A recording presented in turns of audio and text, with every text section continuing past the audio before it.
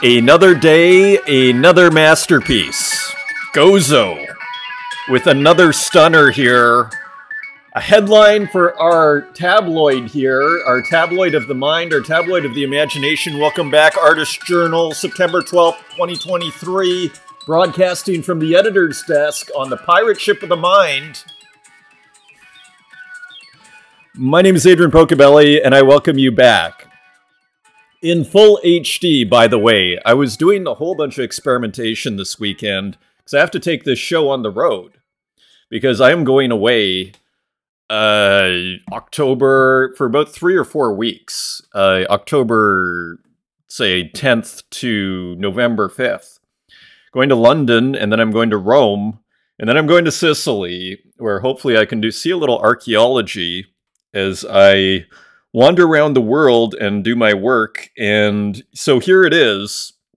So all to say, I need to take this show portable, and I actually figured out how to do it. But yesterday's show did not end up in HD, so this one should be. We are back in business here. I'm glad nobody commented on that. I was a little concerned because there's no way I could re-record it due to time constraints. So speaking of which, let's go and look at this, another day, another masterpiece, right? I mean, look at this thing. This is, let me just show you who it is first. It's Gozo, but let me just show you on the page. This is on Object, a real tribute to the Tezos blockchain. I mean, I don't want to overstate things. It's a beautiful work, but it really is. I mean, there's a few things. First, my first thought when I saw this, and this is Gozo with an awesome title here called Projection. And again, Gozo is the artist who did this awesome work that I almost started with the other day. And so really kind of hitting their stride here. Remember, in Gozo's the artist that did these kind of like surrealistic, still lifes. As my mom wisely corrected, it's not still lives, it's still lifes. Shout out to Mom. So who did these surrealistic still lifes here and just kind of was experimenting, and boom, we have 3 stunningly original, gorgeous works here. And again, my first thought when I saw this is it just looks like art. It just looks like art. Like, there's nothing to say. You can't quite rationalize it. You can't quite, it just looks beautiful, and you don't even know why. Like, it really hits at some very deep levels here, almost seemingly effortlessly. So a brilliant process is enveloping here, I want to say, or is being revealed in these last 3 works. There is just there's a lot to love. And also, and by the way, it's 500 Tezos on secondary now, edition of 20. And it actually took a while to sell out. I'm sad I missed it. There's Spiegels, there's MCHX, there's Kazuhiro Ehara. So all-star crowd here. Tempert, Super Bright, Burka Byram. So all-star crowd buying this piece, but still, I'd argue a little off the radar. This took 6 hours to sell out. So that is, there's still opportunity out there. And yeah, to me, it tells me this person is still a little bit undiscovered. I mean, they do have a big following with these works here, and I think they have quite a few followers. You can't see how many they have here, but anyway, Gozo, we'll just open up the Twitter really quickly here. 2,000 followers and everything. Just a stunner. And of course, we know them from these pieces. So pretty cool. Pretty cool new series. And just finally on this, I brought it up big so that we could actually see what's going on here. And you see how large the file is. And it's actually quite interesting. It looks like, and I guess we can double check this, there's almost I don't know if you can see it, but it almost looks like it's saved as a GIF or something. Like, you can see little separate pixels here, like really tiny little pixels. And I don't know if you can see that, but it actually adds, the way it's been exported actually really goes well with the piece.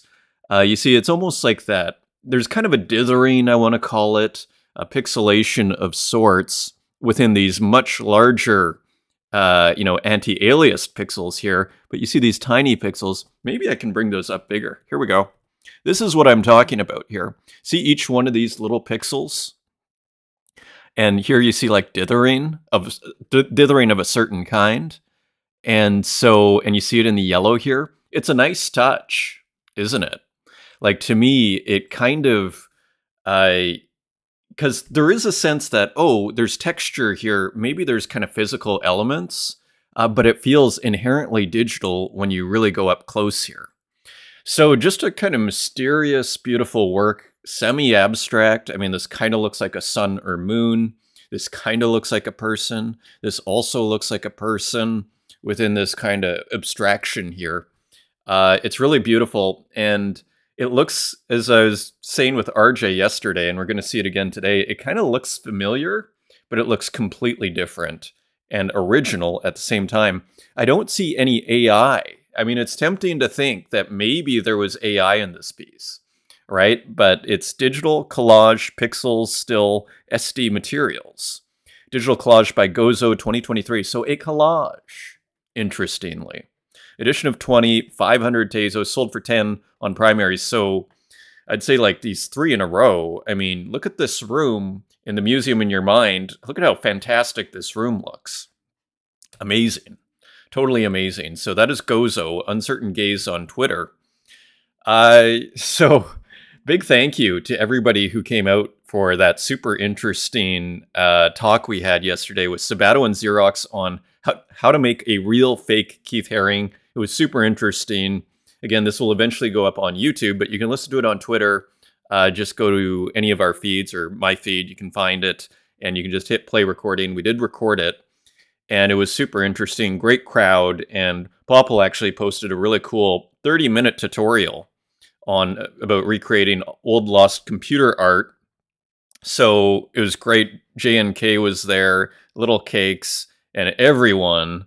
So just really cool. And just some very interesting issues came up, which is just, if you didn't listen and, the summary is, my takeaway is it really highlights this issue of minting and who is minting a work and what makes, a work be NFTable, so to speak. It's sort of like the Leonardo that we saw. There was the what do they call the new Leonardo? Mondo, the Mona Lisa also that they were Salvator Mundi, which they were turning into an NFT, the Mona Lisa. And there's something inherently, I would argue, kind of inauthentic feeling. Like, to me, in my private world, like, those are totally worthless things. Like, they're not worth anything. Arguably, everything's worth what someone's willing to pay for it. But speaking of those, like, to me, it's a picture of a painting. Speaking of the Leonardos, like, I'd probably, and so the Keith Haring one, because it's not minted by Keith Haring, of course, he's passed away. It brings up this whole issue of how can the person that didn't create the work legitimately mint a work? And because it's almost like the wallet address is your authentication, right? Like, if I look at which wallet minted a work is my way of going, okay, this is for real. And then once you start deviating from the artist, then it just feels like, you give a little and then it's like a waterfall comes out. It's like everything comes with it, and then everybody can say anything, and then I'm some random company and I'm minting the Mona Lisa and I'm selling it. So all to say, I think Xerox brought up a really important point as well, that it's incumbent on, in a sense, this digital art kind of NFT community to actually say something about it, put something on the record, because otherwise you may have Christie's come in and then every estate is now going to try and mint work potentially. And we even saw it with the Magritte. They do this with Prince, where we saw a 2010 Magritte and it looks like it's signed and everything, but it's probably just the estate. So these estates have a lot of, you could argue conflict of interest or motivation, financial motivation to do this. And so I guess it's incumbent on collectors, finally, to, buyer beware. you know, because as a collector myself, I don't really put the same value on a work that is not minted by the artist. And I think maybe you can do it, but I think it's pointless. I think what they're doing with the Keith Haring ultimately is pointless in my view. You can show it, you know, extract it from these old computers, put it in the a gallery. I'd love to see it in a museum, but to mint it and try and sell it, there's something there's something off about it, and I think that's probably what Sabato and Xerox was kind of underlying kind of this whole issue. So Sabato had his own visual commentary, a conceptual work, which he made, which we looked at yesterday at the beginning of the show. And he also had a comment: since this work deals with questions of provenance and authenticity, I must vouch for my forgery. So sort of tongue-in-cheek here. It was a freehand illustration drawn with a mouse using DPaint 4 on my emulated Amiga. You'll notice Pocobelli's hair in one of the images, which can be used to date the work. So a little bit of humor here. That looks like a ring key or something. And there is the hair. So yes, you can date the work with the hair. And there, I guess, is Sabato working on a Windows computer as he works in Deluxe Paint. So a little clue there. And there you see the original that he was working from, the quote-unquote original. And so anyways, it was a great discussion yesterday. And let me just bring up the other photo and we can move on here. So all is well, as Sabato did a pretty fabulous job, I might add, recreating it, forging it, so to speak. Shirley Preston was listening in. I heard Pocobelli, Xerox, and Sabato talking about the Keith Haring NFT, so I figured I would check my hard drive and see if I had any, and see if I had any I didn't know about. You wouldn't believe it, but I found a never seen Keith Haring times X copy piece. DM me Christie's. So making light of this idea that it came off of Timothy Leary's computer. So and this was after the fact in 1994. So you can listen to all the details. So it's just kind of funny. Shirley Preston puts out a piece with X copy work, I believe, in the background here behind the Keith Haring, and saying, oh, look, I found this on my hard drive, making light of this whole issue of what ultimately, and nobody else said this, but what I kind of feels like a cash grab, doesn't it? And here is another commentary. Salawaki, Santiago was at the Sean Lennon at 9 years old party. Here's the proof. And so, again, you'll hear it in the... And here's the photo of... I don't know if this is Steve Jobs. That almost looks too young. Maybe that's Sean Lennon. And there is a Santiago photoshopped into this Mac, and there's Keith Haring. So, all to say, it's a pretty interesting issue. And I think it was really great of Sabato and Xerox to bring it up. And so, all to say, and for those that didn't see, like, here are just some of these works that are going on auction here. They're quite beautiful. And just one final point I would add, you know, we appreciate pixel art now, but as Xerox was pointing out on those old CRT screens that they were likely made on, as you would have seen in this picture here, according to Xerox, this stuff gets pretty blended down. Like, we think of this pixelation as a feature, but back then, and I remember this, like having grown up in the 80s, it was a bug. Like, pixelation wasn't, it was seen as like, this, like a bug, not a feature. Like, it wasn't, it was sort of seen as kind of cheap and not good. So it would have been pretty amazing for them to appreciate pixel art. And I suspect they didn't. That's just a theory. I suspect, as Xerox was pointing out, this was probably made on a CRT monitor where these colors were all blended together, not this pixelation that we appreciate. And it's almost in this whole process of extracting it and getting it ready for sale. This has been, as Sabato put the right word there, revised. And now it's kind of like perfect for us. We love pixel art now. Now that we've kind of figured it out, this, generation that grew up with video games, and as I look at everybody's pixel art, now that I start to figure it out, I go, oh, this stuff's gorgeous, right? All these beautiful pixels, but it seems to me unlikely, as much of geniuses as, Keith Haring and Warhol were, it seems unlikely that they were celebrating the pixels so early. It just, but who knows? I mean, those are just opinions and thoughts over here. I brought up the Warhols too, which came up. This one, and I actually thought it was quite interesting as far as the whole provenance and, ownership and who is the author, of this work and everything. I love how it's signed here too, which I think actually complicates the matter a little bit. And this is someone here, the Warhol Foundation is auctioning off the artist's computer-based works. This is from May 2021. An archivist who uncovered them is outraged. So the archivist wasn't buying it either. And here are some of those works. So again, looks way ahead of its time. And I'll show you, look at this banana. And we do have to give Warhol credit. He was using the magic wand, one of my favorite tools here, the fill tool, to great effect. There we have to say, okay, there's, I would argue, part of the genius, because the randomness, you're getting that randomness that you get when you're just working with paint, and he identified it almost immediately. So we have to give, that really is genius in my opinion. But look at how brilliant this looks, this work. Banana, and just how it's written, he makes it look so easy.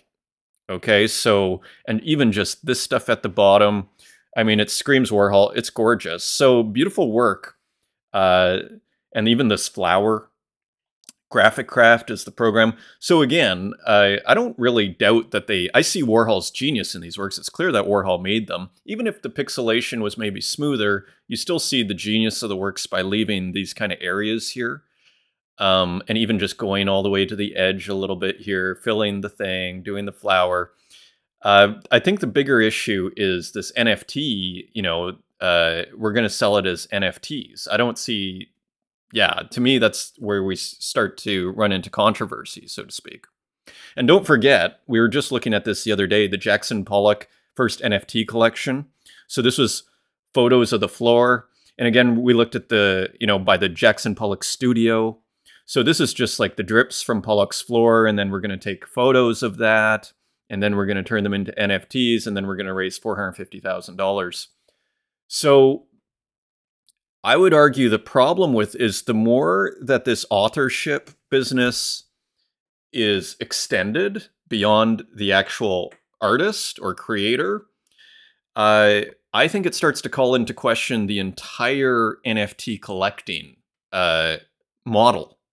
I would argue, because then all of a sudden anybody can start to mint anything who has a pretext or a rationale, just like the Mona Lisa, minters, or the Salvatore Mundi people, and it starts to get kind of the whole, I'd argue, model starts to come into question. So as Xerox was pointing out, it's no small matter, this idea of authorship. And Xerox, of course, who plays with these ideas of authorship, is kind of the perfect person to be bringing this up. As well as Sabato. I mean, it was like the perfect panel there to discuss these things. So speaking, it's endless over here, broadcasting 24/7. ClownVamp is going to be on this week's Spaces on Wednesday with Runetoon, and myself, and it's going to be great. He's actually going to be previewing his Detective Jack series that he's going to do with Braindrops Art. So, of course, ClownVamp is, what I call a thought leader in the space, great AI artist, huge AI collector. We've had him on before. It's actually going to be the first repeat guest, and I'm thrilled, and it's going to be a ton of fun. I believe he's out of New York City, and he's doing a drop with Braindrops. So it's just going to be a fun hangout, talk AI, hear what ClownVamp's up to in his, I believe, his next visual novel. So that is something to check out and look forward to. Comments on yesterday's show, and again, thank you for not commenting on it not being HD. We got to 720 here. So it sounds like it was good enough, but today should be HD from now on. Just, again, having to prepare things for the traveling, things got a little out of whack. So quick look at the comments. Ed Marola, no ads here. So glad to hear that. Very glad to hear that regarding the monetization. Eitzo, that piece by Gino is amazing. A few people mentioned this. It was minted as part of the Analog Video Union drop a bunch of us participated in. I suspect you'll probably love a few pieces in the collection, and you'll probably be seeing them in time for tomorrow. Thanks for talking about my physicals. I often forget to post about them. So if you're trying to remember who Gino is, he did this 2-minute uh, beautifully this 2-minute video that we're looking at with the awesome music. Again, this could be like some trance party in the 90s, and I mean that in the best possible way. I need to be very careful with my mic here. It's like super cool. This could be the children.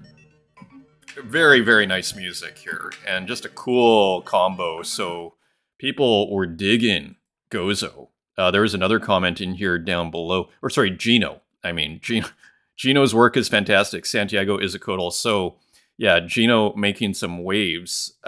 Continuing on Crash Stop. I have to say, this was super interesting. Though I'm not involved in the NFT scene, I know a few of the artists involved in the glitch art part of that. And I have to say, both NFT and non-NFT scenes are in art world terms both way healthier, interesting choice of term, in content and ideas than most of what I see being put out in the old world gallery art scene. Streets ahead.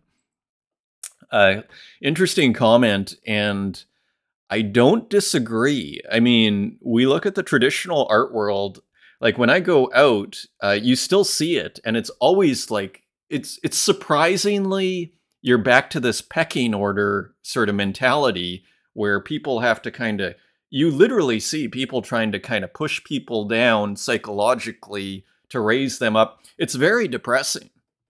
And yeah, so, you know, this brings up a very interesting kind of subject I've been talking with my friends when we go for walks or coffee, which is this idea that, is the contemporary art world becoming less cool than it used to be?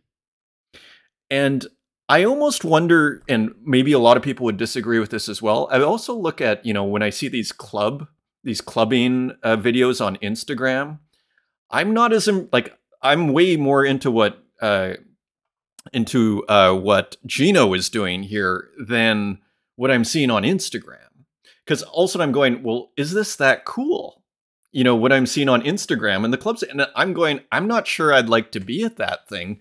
And the music is, you know, so you know what? Like, thank you for the comment, because maybe a lot of people feel this way. I think I feel this way, and it's just interesting. You know, you're more in the glitch side of things. Very interesting. Very interesting. Thank you for the comment, Crash Stop. Human Boy, I respect that and so back to the monetization. I'm glad you guys are, thank you for the suggestions. I'm glad you guys are interested, because I'm actually interested in, you know, it doesn't hurt to crowdsource these things. Maybe you guys have ideas. I respect the take on monetization. I assumed it was automatic when you hit 1,000. Yeah, so I was kind of always striving for 1,000 to turn on the monetization, but then I realized, you know, after talking to my mom, I was like, there's no ads. And it's like, again, for $1 a video, if that, I don't want to put ads on this thing. I've never seen an ad on your videos, which is awesome. But if you decide to monetize, I would not blame you at all. Patreon idea could also be great. And, you know, you could always do bonus kind of content. And you know what I was almost thinking? But it might take too much of a commitment. But it's almost like, in a sense, what we're doing here could be interpreted in some ways as a free art consultation. In a sense, this is going, hey, here's a bunch of cool art. If you buy into whatever narrative I'm trying to say here, then you go, oh, okay, this gives me value. This is kind of getting together stuff that maybe I never saw before. You know, I have toyed with the idea in my head for months that, you know, you could start some sort of consultancy, which is just sort of like, here are some kind of works. It does, you know, on the surface create a conflict of interest, because then all of a sudden, and would I be able to show it here? So I haven't, because I'm not even sure how that would work, but maybe just some sort of bonus content. You could even talk about maybe other things that maybe don't even have to do with digital art, NFT stuff specifically. Not sure, but interesting idea, and thank you for the idea and the interest. And thanks for sharing on today's episode again, now that it is properly minted. And also, so the work that Human Boy released, also watched after the space you hosted today with Xerox and Sabato, very interesting. And now I want to forge some artworks myself. Hilarious. Muji, who did those beautiful pixel artworks, thanks for showcasing these pieces, and for many others. I decided to burn and remint Ancient Trapdoor as a 20 edition instead of a unique. You know, I think if you left it there, it would sell as a unique, by the way. I think it was, because I mean, it was kind of a tempting looking work. And again, collectors tend to go a bit crazy if they have the money when they see those one-of-ones, and that one was gorgeous. So thanks for the update, and thanks for the comment. Santiago, Gino's work is fantastic, whose work we were just looking at here.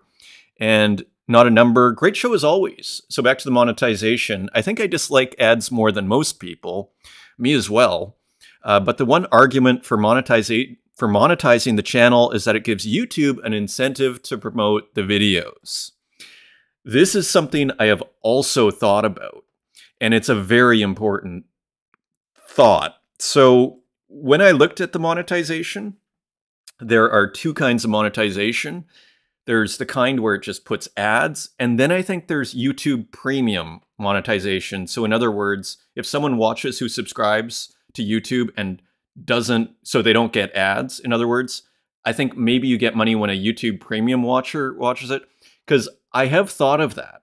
Am I hurting the distribution of the videos on YouTube by not monetizing? Because all of a sudden YouTube has no incentive to spread the videos. And that kind of hurts all of us. Say, you know, as far as the artists in here, not just me. In a sense, it's good for the artists for this to go kind of very widespread. So important thought. And yeah, I've considered that as well. So thank you for that. Not a Number. Clean the Wookiee, instead of YouTube monetization, you could consider offering a Patreon, perhaps. So another Patreon idea that could give us more detailed insights into your thoughts on certain works, where you foresee digital art going. Just a thought, I would join 150%. Well, thank you. So let me put my mind to that. Maybe there's something, because again, I kind of like to, you know, I am a student of Socrates, and I do love how it's just sort of like, it's there. It truly is democratic, even though he was a skeptic of democracy. But it is great to just not hold anything back. So yeah, but if there's something just kind of other, but kind of related, yeah, so I'll put my mind to it. I'm glad to hear that there's interest out there. And thank you, Jonathan, Demon Ego, and Ed Marola. We should run through this, but thank you for the comments. So yeah, this one's a little long to get into, and we're already 27 minutes into the show. We have to run. So thank you, Jonathan, for the comment, and everyone. So let's go. Dan Control. Thanks as always, Pocobelli. So we're discussing this work, and it's got a Botticelli kind of plant kind of feel to it. Botticelli, among many, he is a precious source of inspiration, like all from that period, Giotto, Bruegel, Jack van Eyck, and other miners. So awesome, great to hear. Gogolitis is back and taking a break from Twitter, hanging out with the kids on vacation, and also talking about AI and gaming, and then dropped this super cool work here. Almost has a Daft Punk feel to it, doesn't it? But Virtual is Real, with a new kind of feeling pixel art piece. Whenever Gogolitis comes back, it's always with this fresh sort of look. So it is worth taking breaks, and just another gorgeous work here by Gogolitis. So great to see Gogolitis back on the scene, just hypnotizing. So here we have more clues from RJ, a pixelated Hockney work that never existed. So I brought up a bigger splash here. So this is the David Hockney that we all know with the splash. You know, beautiful painting, very famous, and, you know, the splash. I think it's called the splash. The splash, I think it's called. Now, what's interesting about this is that what we're, you know, loosely calling spectral AI here, or spectral pastiche. You know what's interesting? You look at the board here, and then you go back and you see it's a different, you know, composition, but then you almost see the board here in the color. So you can almost see how the AI, if it's AI, and I imagine it is, the AI took that piece and then made it like horizontal here. And you see the splash. So again, it feels like the words that came to my mind are like, is this the uncanny valley? Where it kind of feels familiar and different. I was like, what is the uncanny valley? Let's look very quickly here. It's a concept in robotics and human-robot interaction that refers to the feeling of unease or discomfort that people often experience when confronted with a robot or animated character that looks and acts almost, but not exactly, like a human. So it does seem to be not a bad term to use here. The term originates from the observation that as the appearance of a robot becomes more human-like, our emotional response to it becomes increasingly positive and empathetic, until a point is reached where the resemblance is very close, but not perfect. So I think we can at least loosely use, it's almost like an uncanny valley of sorts, where it's kind of familiar but different, and it feels strange, right? Just like you'd be talking to a robot, and where it starts to feel like it looks real, but something's off. At this point, the emotional response suddenly becomes strongly negative, evoking feelings of eeriness or unease. After this dip, the valley, the theory suggests that if the appearance becomes completely indistinguishable from a human, the emotional response becomes positive again. So it's while you still can kind of tell that you have that. So I almost feel that it works here with imagery. And look at this. The uncanny valley concept is not limited to robots. It can also apply to computer-generated imagery, animatronics, and other mediums where human-like entities are depicted. So an uncanny valley of sorts going on here. Feels familiar. I feel like, is this the work? But it's different. Very, very interesting work from RJ, as usual, and beautiful as always. Couple of Tez Quake Aid works for Morocco. So Burka Bayram with a beautiful work here. And this is the Moroccan flag. It's quite beautiful, the Moroccan flag. It's red with a green star. How cool is that? So Burka Bayram putting their spin on it here. And here, Kika Nikolela highlighting a beautiful work by Shirley Preston. And I met Kika actually, when was it? Maybe a week and a half ago or last, I don't even know, it was Tuesday, maybe on Friday or a week ago Friday, I met Kika Nikolela. Very nice person. Really just fun to hang out with, had a talk over in Berlin here. And, you know, tweeting out Tez Quake Aid. So if you want to help out, here's the address here. So go to Tez Quake Aid, and this is the address you put in when you're listing the work. And here's that work by Shirley Preston, Feeling Out of Place in a World Where You're Alone, also for Tez Quake Aid for the people in Morocco. Nice piece from Shirley Preston. Looks like AI with some mask of this person here flashing, and just, you know, feeling out of place in a world where you're alone. So just a beautiful work there from Shirley Preston for Tez Quake Aid Morocco. Look at this. Quampa, Simple Thoughts, another gorgeous work here. Again, keeping the Microsoft Paint UI.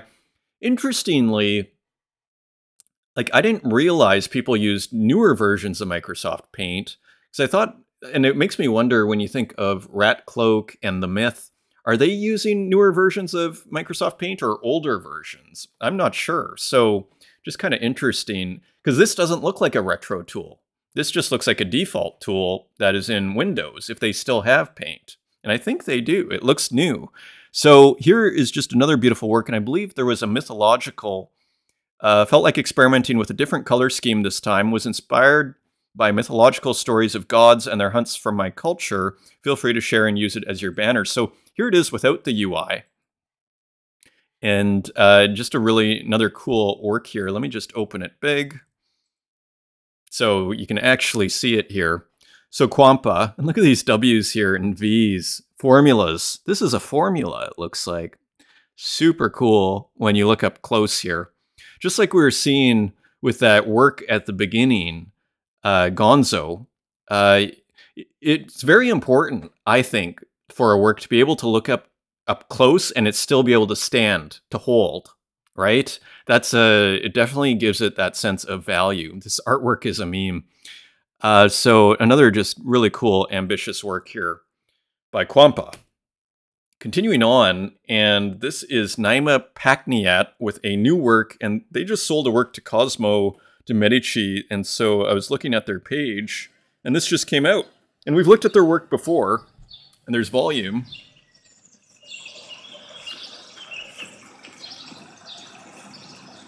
So again, you know, Quampa doing what we could call loosely pixel art, kind of culturally based, you know, and here it feels kind of the same way, Persian miniature, pixelated and animated using Adobe Photoshop in 200 and 220 by 220 pixels. Pixelated and animated using Photoshop. So just a really nice piece here by Naime Pacniat.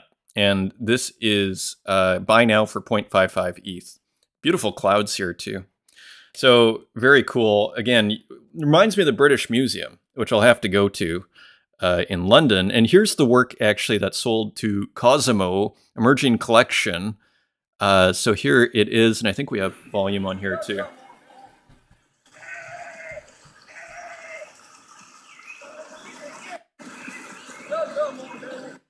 So almost like these, I don't know, pictures of daily life here, wherever this is from. I'm not sure what the title is here. Mountain Ranch and Southern Tides. The series reflects 5 main areas in Iran: north, south, east, west, and center. So there's a whole series here. Very cool. So, and then Naime goes in depth. And look at this. You even see the process here of it being made. And it looks like an iPad. And look at this. So that just looks fun, doesn't it? When you work that big. I mean, one of the secrets of digital art, maybe not secrets, but one of the important aspects of digital art is this ability to zoom. One of the kind of qualities or characteristics of digital art is the ability to zoom. You can't do this. You can't zoom in with a physical canvas. And that's kind of important to note, I would argue. And look at this. You see it all in process here. So all very cool. Let's keep moving here. Stip and Pixel with a couple more on Zora. This is a mint for 0.02 ETH. 4 out of 5 have been minted. So nice. You know, everybody's been doing the free mint. But here, now that Stip and Pixel has collected a whole bunch of collectors, look at this. All of a sudden, 0.1 ETH for a work. And all of a sudden, that's like, what, $150? Maybe more, $160? And it's interesting, just from the blockchain perspective, would Stippen got $160 on Tezos? It's an interesting question. So here is the work. And I managed to make this one bigger. And here's another one, Twirl, another cat. And this is an open edition, and 36 have been minted. And here it is up close. So another just awesome work. Nice patterning, too, in kind of like the shadow space here. And quite a beautiful pattern in there, too. Just great color and everything. So Mick Renders just finally is on the front here. So big congrats to Mick Renders being at the top of Zora. So that is awesome. And here is Ugo. So we're looking at Ugo's work with the car and the meme. I actually made it on here, too, which I was thrilled to see this morning. And there is Walk. So very cool here. And this horse was up at the top here all of yesterday. So more than 1,000 got minted here by Ugo. And of course, we've been looking at Ugo's work the last few days here. And Ugo put out another one. We saw the cars. And here's Ronald McDonald, 10 Tezos, edition of 10. There are 9 left. So it's looking good over here. So Ugo is doing well. But look at this. I mean, 1,000. This is why a lot of artists are really enjoying Zora. Get 1,000 mints here. And here, you know, waiting, you know, for a sale, basically. One has sold. Now, this may have just been listed here, too, but nevertheless. But a cool work here by Ugo. Continuing on, Popple with a new work here. And shout out to Popple. Thanks for the link on yesterday's Spaces to that video. And here, just another kind of poetic work here. I think we saw the preview yesterday. It has now been minted, and we see it has been finished. And this kind of bird-like figure here, or this woman with the bird-like dressing, so to speak, or feathers, and, you know, for lack of better, it's not a costume, because it's actually coming out of the arm here, is kind of crying blood into this figure here who looks like they are dead. And it's unclear if she had anything to do with it. Huntress of Hunger Wraith, so maybe she did have something to do with it. Edition of 25 for 18 Tezos. There are 5 left. Beautiful kind of color in this as well. These shimmering pixels. Mech.txt with a new one on Tezos. Edition of 20. Offers are coming in at as high as 40 Tezos here. And here is the work. Really nice, kind of dithered, almost like a masked flame here, or torch, let's say. And kind of a classical looking figure with a kind of a Very different kind of pixelation here in the background, kind of a wider pixelation. We were discussing aspect ratios yesterday as well. Interestingly, these horizontal pixels are contrasting nicely with these square pixels in the center area and this little window here that you can even X out right there. Very, very, very interesting. Passionate pursuit of purpose. People keep evolving here. And here's just some beautiful color studies here. Just a work that mech.txt, really beautiful classical looking work here that mech.txt put together from last study for today. So barely releases any of his work here. But luckily he shows it. And here's almost the opposite color study. See here, it's mostly gray with a little bit of that orange. And here it's mostly orange with or more 50-50, shall we say. But playing with these two colors here and with this palette. And again, looking just really cool here from mech.txt, who's getting a lot of followers here. It's already at 17,000. And look at this experiment, also mech.txt, so really pushing things. No compass, no maps, pure wilderness. So interesting experimentation over here with mech.txt, pushing the limit here. Another work on chain with Spiegel's Maskinen. So here we saw the work from the other day sold to Pablo Puncasso. So we were talking about how there really is like a collector out there on ETH that really likes these on-chain works. They're kind of seen as, I'd say in certain circles, as more valuable because they're purely on the crypto. There's no external IPFS or IFPS that is required. So interesting work from Spiegel's and looking great. And probably, you can, by doing all this dithering, you can keep file sizes fairly small. Look at this money here. Just looks great. Let's keep moving. Cruise to Dusk, a beautiful work by Green Ginger, available for 4 Tezos here. Again, reminds me of a beach in Greece. I don't think we looked at this, but maybe this cruise ship is bringing me back here. I'm not sure if I've seen this in real life or if we looked at this the other day. Anyway, beautiful work here with this dithered lighthouse light coming out. Beautiful beach and just a nice looking work. Classic ratio here, very wide angle ratio from Green Ginger. And are there any on primary? There is one on secondary for 4 Tezos. Nice piece. Cruise to Dusk. And another one by Anis Abdin that was posted. And this is, as you can see, the Twin Towers here. That, of course, so this is probably released, you see, on September 11th here as part of the anniversary. Pixel art is therapeutic for me. I feel calm as I patiently draw the pixels one by one. However, this one hits different. Each pixel I drew, each window, I felt connected to the human behind every window. There are many things we need to reconsider in life. Never forget. So, yeah, so a beautiful commemoration here of the World Trade Center towers on September 11th. I mean, if you were alive during that time, I'll never forget it, actually. Coming to the TV with my mom, basically looking at the TV, crying. And then me going, we just got to get to school, Mom. And then on the radio, in the car, on the radio to school, the tower came down. Yeah. The Demon Inside Us, Tom Bombadil collaborating with Dither. So another one of these great retro TVs here. And they're, the skulls and the UFOs. Love the stickers and a classic sort of Bombadil figure inside the TV. Bombadil instead of Sony or Panasonic here. Available for 40 Tezos. That is on secondary. So this sold out. So this series is doing great. Sold out at 10 Tezos. Looks like pretty quickly, within an hour and 15 minutes. Nice work. Edition of 20. So cool piece there. Mayu with a new pixel art piece.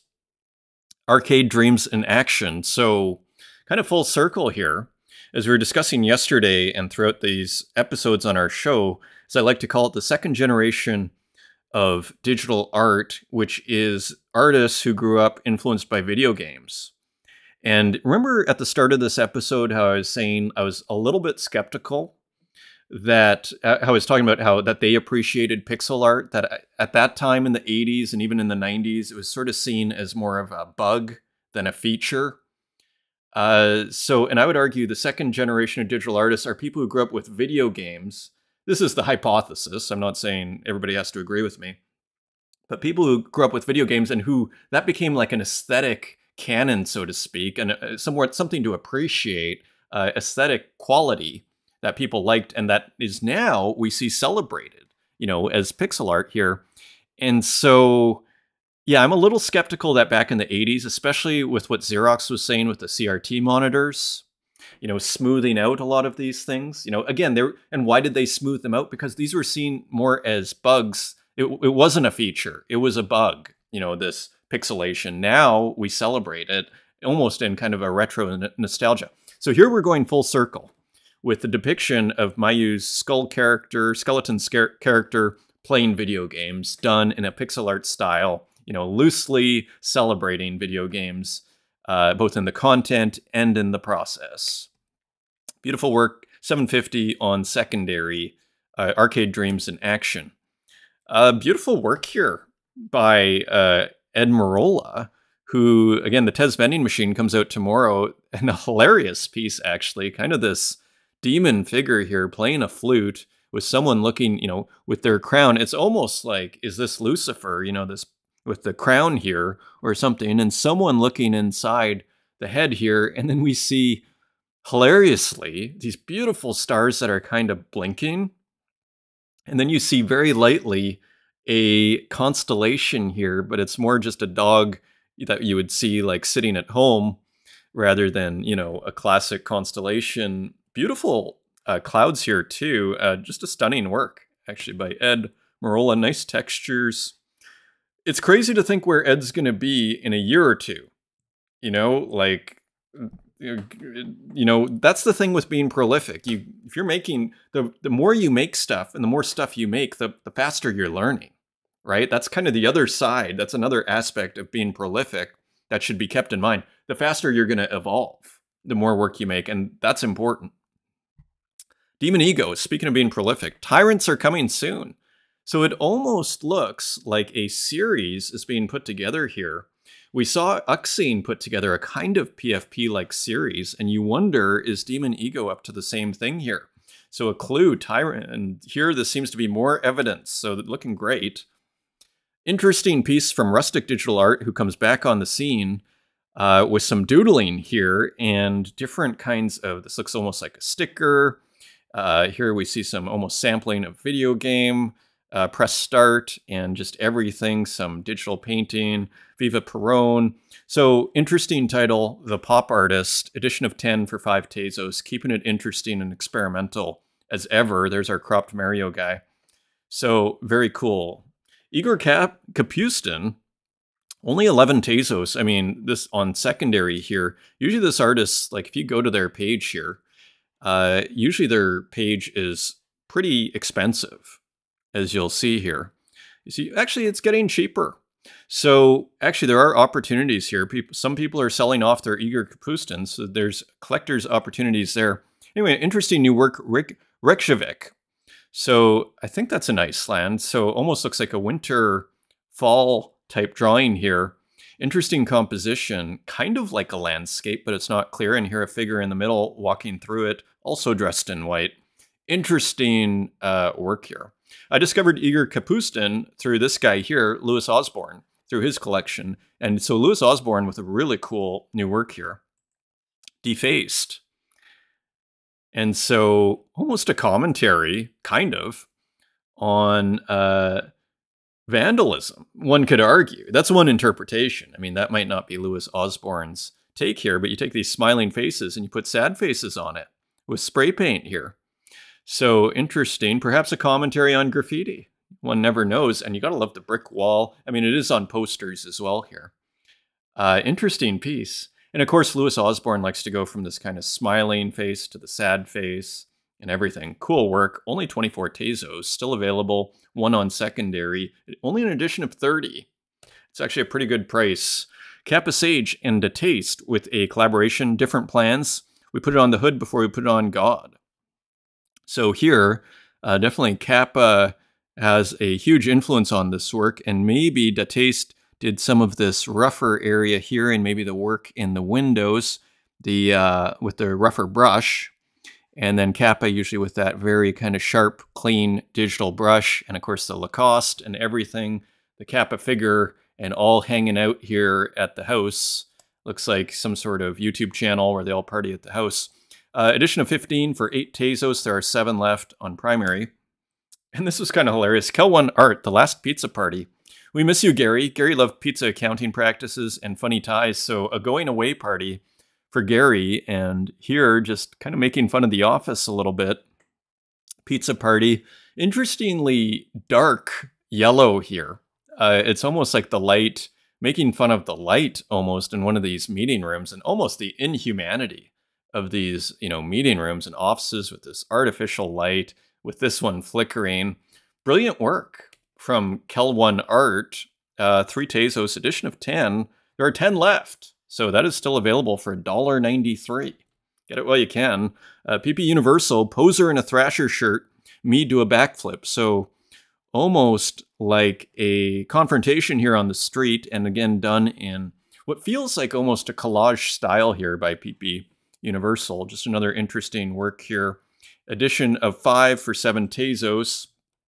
And continuing on, new work by Kurt Hustle Collective. Edition of 5 for 50 Tezos. Green Foreigner, DBO Sports present Sumo Arcade. So almost like a video game here. And we see the sumo wrestler, and almost like a Mortal Kombat type game. Beautifully done here. Very low edition for 50 Tezos each. Only $32 each at edition of 5.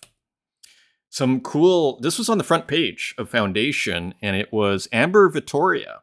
And I thought this was a pretty nice abstract we have here. I wonder if it's physical.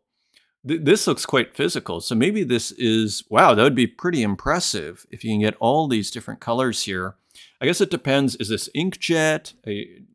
Interesting, nice paper, and nice signature there. So it looks like a physical NFT. This is for 0.9 ETH. This is a 101 where the primary collector has 60 days to claim the physical 9x12 painting on paper. So it's a painting on paper. Quite beautifully done there. So authentic, created by, and copyright Amber Vittoria. The purchase of the NFT is a purchase of the asset, not of the copyright. So again, I'm actually surprised we don't see more of this, which is selling physical work on the blockchain and using basically the token. To me, this is the way to sell physical work on the blockchain. I'm not huge, and just my personal opinion, I'm not huge on, say, taking pictures of works and then saying, okay, here's my NFT. It happens all the time, and there's nothing wrong with it. If people want to do that, sell it, and people want to buy it, I have zero problem with that. But the way that I would do it, and that I think is an exciting way to do it, is you do the picture, but you get the physical work. Like there's some sort of deal just like this. Yeah, you can put the physical work on the blockchain, you buy the token, and it's almost like your certificate of authenticity of a certain kind, and then you get the work in the mail or whatever happens. Another work that could hang really in the same room by Caving Wild Maestrenza, continuing with this very simple theme of just a few colors here, this white, this dark gray, and this dark red, and the lighter gray, the different grays, the white and the red. Very painterly feeling. Often you'll see like these plus signs in there, and in these abstracts that have kind of a spatial feel to them. Really interesting series, available for $250 Tezos, two Tezos 50, edition of 12, 11 left. Interesting experimental abstract here, My Canvas by Guru Hyena. This is available for 6 Tezos, 66 cents, Tezos cents, edition of 5, and there's 1 left. And Datura with a new animated abstract work, Darkroom, and this is an edition of 10 and is available for 5 Tezos. As we run through the rest of these here, Koto Nakazono with a new work here, Continuum number 150. So again, playing with this, another low-res spectacular here, and playing with this pixelation, which I think is very popular here. Edition of 5, it's already 27 Tezos. Tuna has a couple of them on secondary. And Silva Santus and Dragon. So another Nintendo glitch ROM here, and you see the dragon in the background, and taking us almost reminiscent of that 1400s Quattrocento painter with the, they call it simultaneous narrative. We've discussed this before. That St. Peter We'll dig up that work for a future time. Almost has a simultaneous narrative feel to it, this work. Anyway, just, I'll continue on here. Renki with Kudamatsu. So another animated abstract here, keeping it interesting, almost like a mirror device of sorts, or a dream machine of sorts. Kudamatsu Station is a station on the Sanyo Main Line of West Japan Railway Company and Japan Freight Railway, located in Nishitoyo, Kudamatsu City. So maybe based on an architectural work? Not sure. Interesting as ever. 10 available for 10 Tezos each. Ricano. I quite like this piece because it, again, Ricano kind of nailing the choice of iconography. I mean, who hasn't had their laptop with their breakfast on their kitchen table? I love it. I love it. Just very, very relatable, shall we say. Morning routine, beautifully put. Edition of 5, nice low edition, 990. 9 Tezos 90. Mika Oladef with a GLB or with a GLB file. And so interesting, just sort of head with some TVs or screens on it. Cathode Cranium, edition of 25. And they are all sold out at, I think, $9.50 each. And Martin Joe, Playroom Party. So I think we have some music here.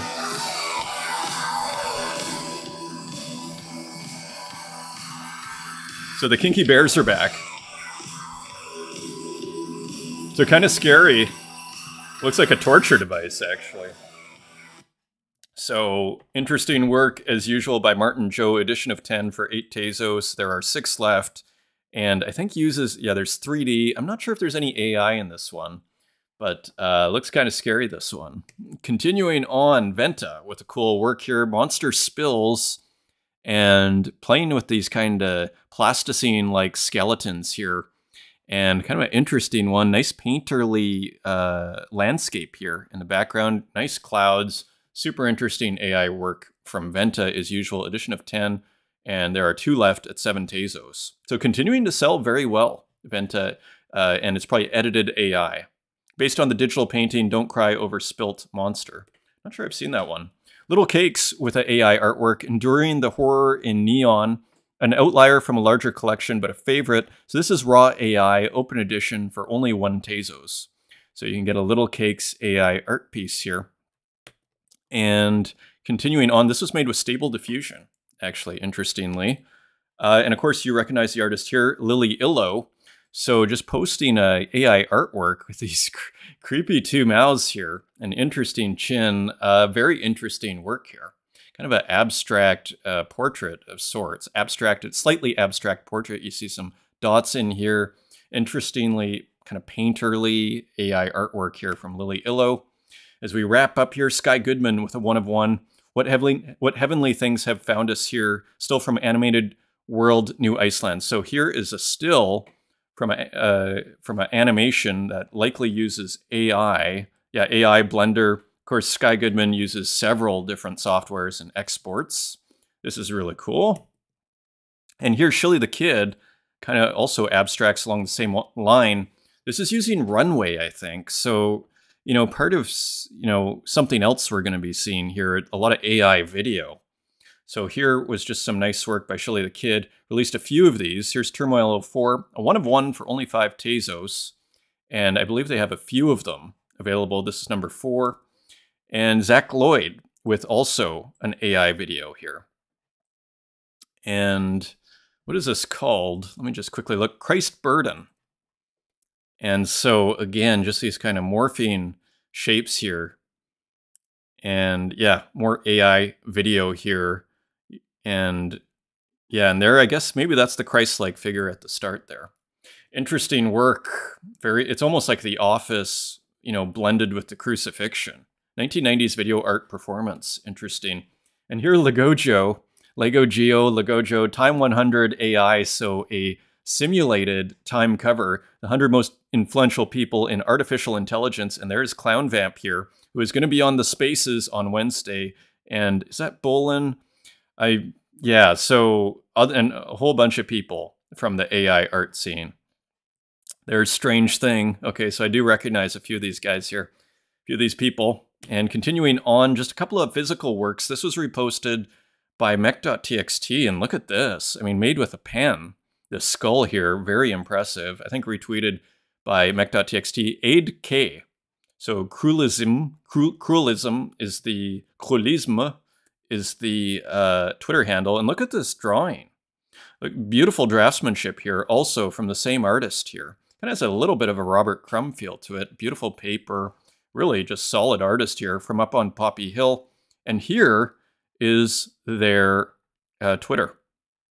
So you kind of get a feel for what they're up to here. This is a repost or retweet. But anyways, cool artist. And that, my friends, is your show. Thank you for joining me. Hopefully I see you tomorrow with Clown Vamp. And until next time, take care.